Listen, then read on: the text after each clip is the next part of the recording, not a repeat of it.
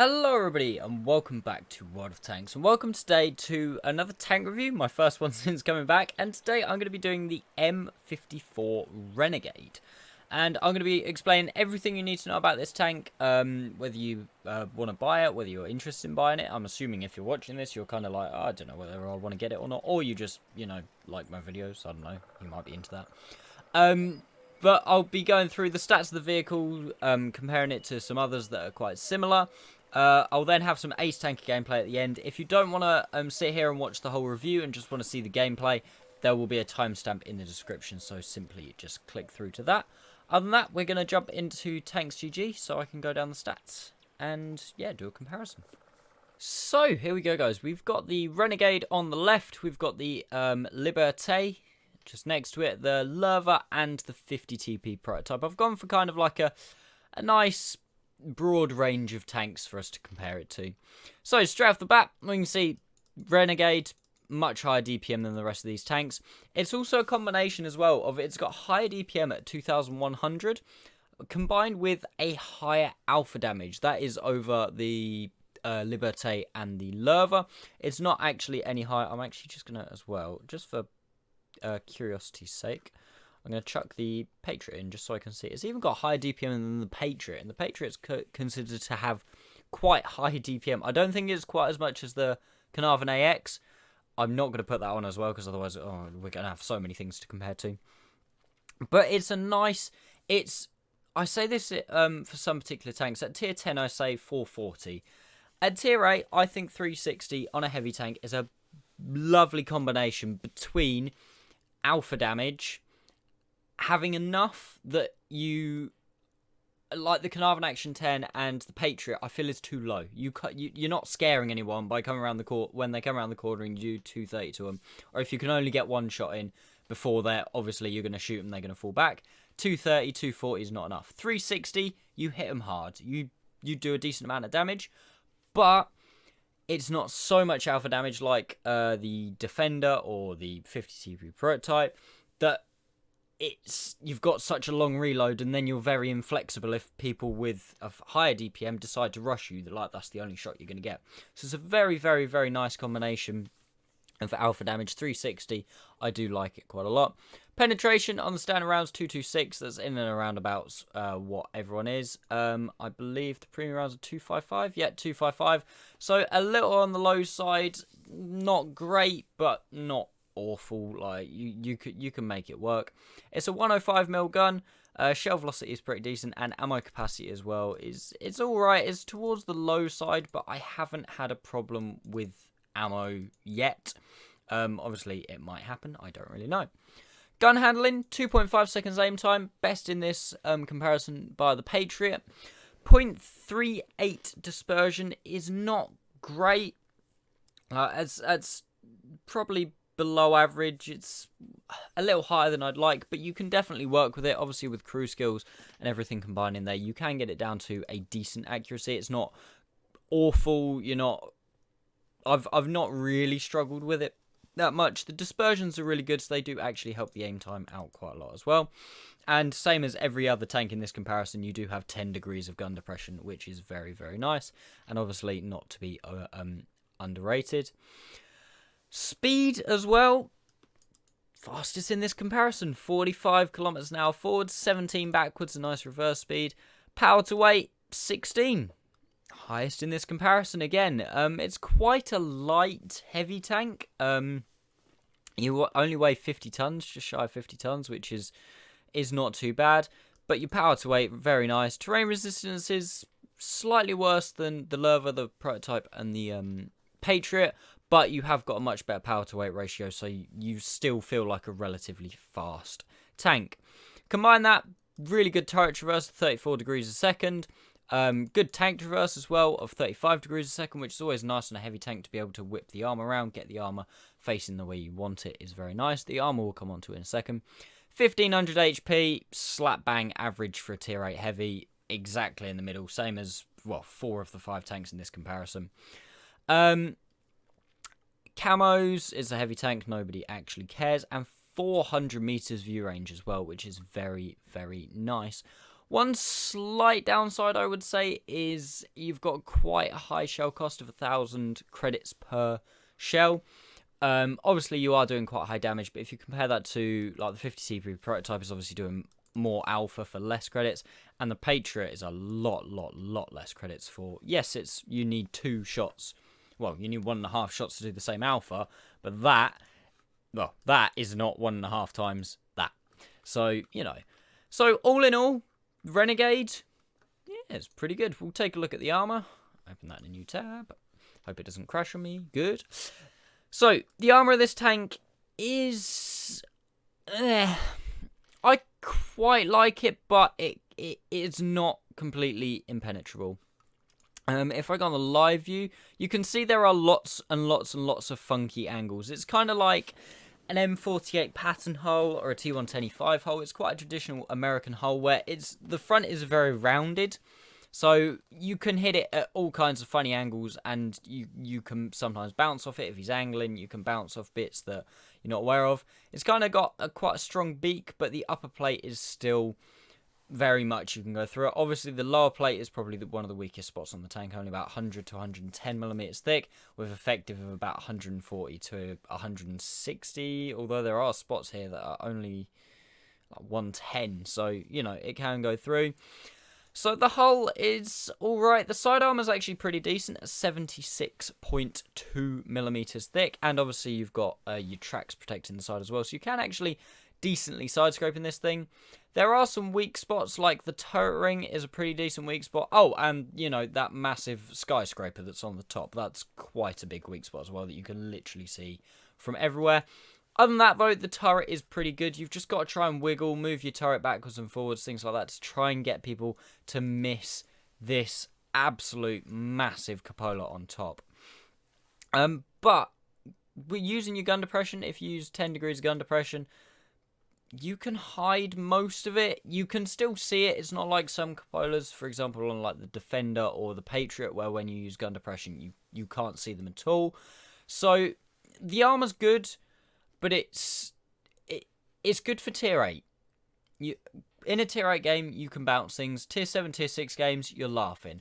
Tier 9s and 10s, they're just going to go straight through this thing. If we load APCR against this, which is like, well, exactly pretty much your average tier 9 and tier 10 pen, you can see that it's any angle, there's always something green that you can shoot at that's not just the cupola. The front of the turret does start to become a little bit weaker, and like if you're above this tank, you can shoot at the top. The roof is actually overmatchable by anything 90 millimeters and higher, but it is the back roof. You would have to be above the tank to do that, but obviously something to watch out for is arty in that regard. And obviously, being American, the back of the tank is prone to HE if you can get behind it. But all in all, the armor is pretty good for what it is, and especially considering that this thing's combination of gunpowder, firepower, and mobility is very good indeed. Like, to have the decent enough armor with the firepower and with the mobility, it reminds me of the Liberté when the Liberté first came out, but just better now. This is the definition of power creep. The Liberté was really good when it came out. Absolutely awesome tank. It combines that firepower, decent enough armor, and good mobility. This thing is just, as you can see, it's got better firepower, it's got better mobility, and similar armor. So, yeah, absolutely awesome tank. Right, we'll jump back into the garage. I will explain how to set this tank up, what equipment you're going to want to use, what your options are, things like that. And then we'll jump into the gameplay. We shall start with equipment, I think. So I've gone with your pretty standard. You've your vents, your vert stabs, and your rammer. Obviously vents in the survivability slot, because then you get that extra bonus 1%. Yeah, like you've got options in the tank. You could use optics if you wanted to, but the base view range of 400 meters means that if you're running vents, you've got a decent crew like I have. You can get it up to 433. You could go higher, but I think you don't really need to. An argument could be made for a turbocharger if you like want to surprise people. Like, it's got a very powerful engine, and because the turbocharger is percentage based, it means that it it is, the more powerful the engine, the better it performs. So 7.5% on 800 horsepower would be pretty quick, and obviously add an extra 4 kilometers an hour, you're going 49. You can probably surprise medium tanks if you wanted to do that. That'd be kind of a weird tank, but I might try it out, to be fair, at some point. But that's something I do actually quite like about Equipment 2.0. There are options. You could, if you really wanted to, go for improved aiming. Like I said, the dispersion's not great. Mine's at 0.35 with like a fully kitted out crew and equipment and everything, obviously. You could add that to take it down a little bit more if you wanted to. Improved hardening as well is always an option if you want those extra hit points, so you don't get tracked as much, things like that. So, you know, there are options. You've got their improved rotation mechanism as well. They're kind of all I'd recommend. Obviously, don't fit it with a camo net, a low exhaust system, anything like that, because that's just a complete waste of time. I don't run a premium consumable in this tank. I haven't been set on fire hardly at all, so I definitely could do. And when my firefighting crew gets up a little bit, which they're working their way up now, I probably will try a premium consumable. I would be kind of hesitant to, because this tank is a premium tank and it doesn't really need the premium consumable, just to save myself those 20,000 credits every game. I'll just be a little bit nicer. Other than that, decent loadout of AP and APCR. The HE's not amazing, but still always obviously take a couple just in case. And that is pretty much all you need to know about the Renegade.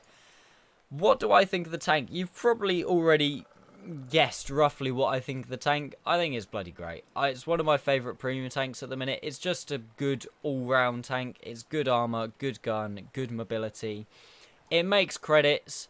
It's just, I like it. I think it's really good. If you get an opportunity to pick one of these up, especially like during the advent calendar or black market, if you can get it for gold or for credits, definitely do so. If it comes on sale, I honestly don't think you can go wrong with it. I think it's a good, solid pick and a good, solid premium tank to get, especially if you haven't got any other American heavy premium tanks. Obviously, there are a fair few these days. I mean, I've got 6 in my garage, so yeah, I would say the Renegade is the best all-round. Patriot is probably not long thereafter, and then Chrysler, T34 and M6, and the T77 is kind of off to the side because obviously it's an autoloader, so it plays a lot different. But I would definitely recommend this thing. If you haven't got an American Tier 8 Premium Heavy and you want one, look no further. The Renegade is definitely the way to go on that. Anyway, I'm going to stop waffling now. Let's jump into the gameplay. If you guys have enjoyed, please consider giving the video a like, subscribe, you know, all of that good YouTube shit. And let's go jump into the game. So, here we go, guys, into the gameplay. And we are on Berlin, a map that I don't particularly like. I mean, it's not the worst map in the game, but I feel like there are better ones. We're in the Renegade, obviously, and we are top tier. This is an absolute dream matchup. Now, I want to point out, obviously, I know the best way to show what a tank can do is show it in its not ideal situation, but I thought I'd show what this tank can do in its ideal situation so you can just see how brutal it can be. And also, I don't actually have any other replays. So, we put a shot into the T29 as we're across at the start. We have come to the heavy bit, the heavy side of the map, the BC line. And I really do not know what this Cromwell is doing. Not having a good day, I think, is his first problem. We put 2 into him. You can see the rate of fire on this tank is pretty nice. And the 360 alpha damage as well is really, really nice. I have a quick look at the map here to see that the middle of the map is open, because making... the middle of the map is open. The middle of the map is under our control, like the pillbox, because if you try and make this maneuver when it is not, you are really going to have some issues. We finish off the M6. No, we don't finish off the M6. The T37 from the middle of the map finishes off the M6. And now we move on to the rest of the enemy heavies. They've got a T29, a Black Prince, and an IS-3. T29 tracks me. I know that he's now fired. I repair my tracks, go forward. You see me there, have a cheeky look to see if I can track him. But I think, no, I'm just going to secure the damage. I don't want to risk not actually tracking him. Again, zooming out, see what's looking. I know the IS-3 is not looking from that little zoom out. Put one in, and you can see the rate of fire on this tank is really, really nice. Being able to put 360 in as well. It's a nice alpha because you feel like you can trade with most tanks, and even tanks that you can't. If you do trade 1-for-1, it's not like, for example, a Carnarvon Action 10 where you're only doing 230 damage. Obviously, that if that low rolls, you're well into the 100s, and it just does not feel like it's worth it. Or this Black Prince, for example, who I kind of feel sorry for, but you know, sucks to be you, buddy. And we low roll, deeply upsetting there. 330, although it would have taken a decent high roll to kill him, and boom, heavy flank. Absolutely annihilated. We're up to 4.2k damage already. The game is not even it was 2.5 minutes, I think, roughly, when we killed that Black Prince. So, yeah, it can do work, this tank. It definitely can do work. We're winning 7-1. There is absolutely no doubt about who is going to win this game. Absolutely. I love the Renegade. It's one of my favourite tier 8 heavy tanks, if not my favourite at the moment. It's got that combination of the speed you can see here. Although it's not the fastest tank, it is most certainly not the slowest tank. Auto aim, finish off the Comet. I was going to say we need to watch out for the Carnarvon, but he's all the way over there. Doesn't matter too much. The Jagdpanther bounces off me, which means I know exactly where this guy is, which is quite nice. Playing a little bit sensibly because the Stirring Mill is there as well. The Panther 88, who's just been spotted, is somewhere. Put a nice one into him. You can see accuracy is not too bad, the aim time's not too bad, and also the dispersions, like the firing on the move capabilities, is not that bad as well. Again, it just feels brutal putting 360 alpha into tanks like the T-34-85. Obviously, it's not as much as the IS-3, for example, or the Defender putting like 440 in. But the fact that you can still take away roughly half the hit points, and you haven't got the massively long reload of said Defender or something similar. You've got a nice reload. This is such a nice combination of alpha damage and reload. T-34-85 barely need to aim as we're so close and already pretty much got the shell in. Can we finish off the Super Hellcat for a 4th kill? Yes, we can. Finish him off. Thunderbolt. I do love the Thunderbolt, but when you're shooting at it with a Renegade, it just kind of feels a bit filthy, to be honest. Have a look at the Carnarvon. He's not looking. Our team, the T-37 is finishing off the Carnarvon. I think I'll finish off the Thunderbolt because, you know, T-37 for him, that's just an XP farm right there. That's an XP pinata in the Carnarvon. And that is all she wrote for this gameplay. We won the game, what's that, 4 minutes and 40 seconds in. I did 6,400 damage. That's an impressive game at tier 10. And we did it in a tier 8 tank. Yes, it was a tier 6 matchup. But we did so much damage. It was probably nearly like 50% of the damage the team did. And we did all of that because the Renegade can keep up with tanks because it's not ridiculously slow. It's got decent armor. Obviously, the armor drops off when it comes to tier 10s. And this game, you didn't really have any chance to see the massive, obvious weak spot on top of the tank. But the armor's pretty good. You can make it work, especially hold down using all of your gun depression. It is not too shabby. And, yeah, this tank's just brutal, especially in a good matchup. And decent even in a bad matchup as well. I didn't mention the penetration because obviously didn't need to. 226, pretty standard for tier 8. And 255, a little on the low side, but again, not too bad. The HE rounds are pretty decent as well. They do 440 alpha and 53 penetration. So if you're up against Borsigs, things like that Super Hellcat, I could have put an HE round into. But anyway, that is all she wrote for the gameplay, guys. We'll go into the post-game stats. Just check those out, and then yeah, that'll be your Renegade video done. There we go, guys. Very quick game, but still a very good game. Renegade, 6.4k damage. Well, nearly 6.5k damage. Very nice game. That was an ace tanker. Unsurprisingly, it was also enough to get my first mark of excellence, which is very nice indeed. Confederate, high caliber, and tank sniper, because I did some at range. Oh, yeah, I was sniping towards the end of the game. 5 kills and a Confederate is always quite nice. One more would have been the Top Gun, which would have been nice. 6,478 damage. I think we did, I'm not doing the maths, but I think I nearly did more than the rest of my team combined. I don't think it was quite that much. I think I did more than the entirety of the enemy team combined. Just very quickly looking at the numbers, like that's 3k, 4k. Yeah, nearly. I'm not going to add that up. If you want to do it, you go nuts. Shells-wise, 20, 20, 20. Can't argue with that. 20 shots fired, 20 hit, 20 penetrated. Absolutely perfect pen ratio that game. My accuracy must have been on point. I must have been having a good night at that point. We also did 1,500 assistance damage, which is quite nice. We did use our hit points as well. Like, we were quite low at the end of the game, but there's no point. You can survive on 100% HP or 1% HP. If you survive, you survive. It doesn't really matter. It was only a 4-minute 42 game, and look at the amount of credits we made. I was running a personal reserve. I think I also had a clan personal reserve on clan reserve on maybe, and potentially did a mission or something. But we made 238,000 credits profit, which is not bad at all. And yeah, that's all she wrote for the Renegade. Like I said, guys, please consider giving the video a like and subscribe if you're new to the channel. I'm going to try uploading more. If you want any other tank reviews on specific tanks, I have got a tank list that has links to tank reviews in it. So if you click through that should hopefully, as long as Future Max remembers, should hopefully be in the description. And yeah, on that, thank you all so much for watching, guys, and I'll see you next time.